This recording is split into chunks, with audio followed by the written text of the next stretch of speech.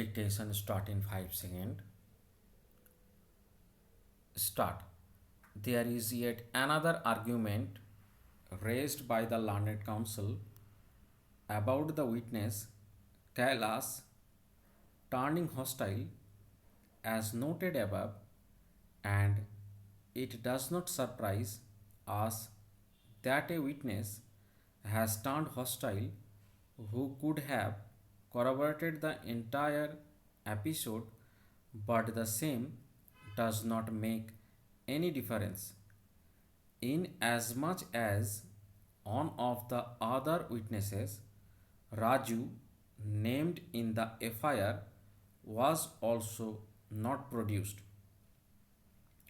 Learned counsel for the appellant stressed that this also further adds to a serious doubt about the presence of the eyewitness, and there is no explanation as to why Raju was not produced. In our opinion, non production of a nominated witness does not amount to a proof that the incident is false. The defense, on behalf of the appellant, did not bring on record any such witness that may add to the theory of reasonable doubt that is sought to be advanced by the learned counsel for the appellant. After having exhausted the arguments on the merits of the appeal, both the learned counsel appearing for the accused appellants virtually narrowed down their submissions on the question of sentence. Accordingly, the nub of the appeal in hand is the quantum of sentence which is liable to be awarded to the accused appellants. In order to answer the question regarding the quantum of sentence which is liable to be enforced against the accused appellants,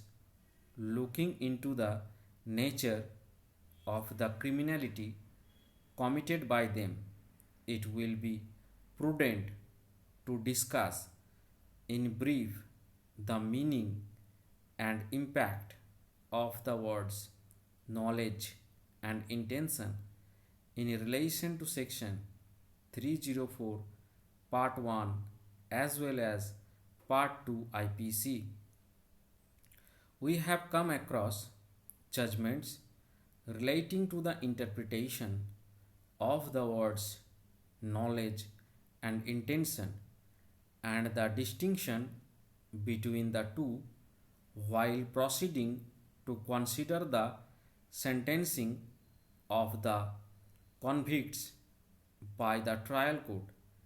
and the assessment of the evidence in order to appreciate the argument on behalf of the appellants that the appellants deserve a lesser sentence in terms of section 304 of the Indian Penal Code. There are a large number of cases that are available on the issue, but in order to mention a few that meet the point, we begin with the judgment in the case of Hari Singh and another versus State of Haryana 2008 15 SCC 753. As to understand the distinction referred to above, the relevant paragraphs of the said judgment are paragraph numbers 26 to 30. The essence of the said paragraphs contained within its fold reflects that intention is a conscious state of the mind coupled with an aroused activity for the purpose of achieving a preconceived end, resulting in the conduct of the person so as to bring about a certain result. However, such an intention may not necessarily be premeditated, whereas mere knowledge, in contrast to intention, signifies a mental state of realization pertaining to the awareness of certain facts, but at the same time without reflection of an active faculty so as to achieve a determined end. Done.